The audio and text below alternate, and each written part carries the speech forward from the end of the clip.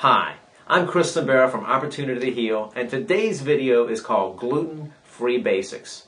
It involves covering what is gluten, which food contains gluten, and answers the key question: why is it that so many people are unable to move past the initial health-building phase of the gluten-free diet and lifestyle?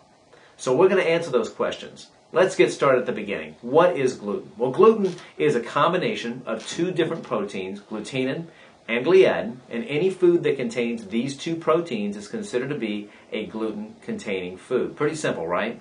So what are these foods that contain gluten? Well, let's start at the beginning. Well, there's wheat, spelt, barley, rye, kamut, and even oats through cross-contamination. If I didn't say spelt in there, spelt's part of the equation too. So all the grains, likewise, any food that contains traces of that grain in them, either as a thickening agent, in a gravy or a sauce, also is considered to be a gluten-containing food. So be very careful in the beginning. Now, I've got a list on the website of a lot of the companies that make gluten-free products, as well as the different foods that are likely to contain gluten and the foods that do not contain gluten. You need to basically learn that information at the beginning.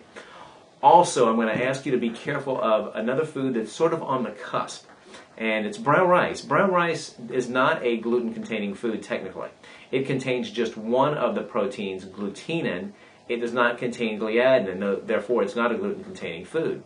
Having said that, since it does contain one of the proteins, and it also contains kind of a harsh fiber, many of us who have gluten sensitivity also have a lot of irritation to our digestive lining and tract, so you really want to baby it.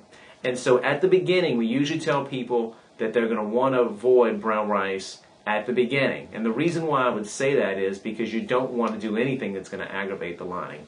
So what is it, though, that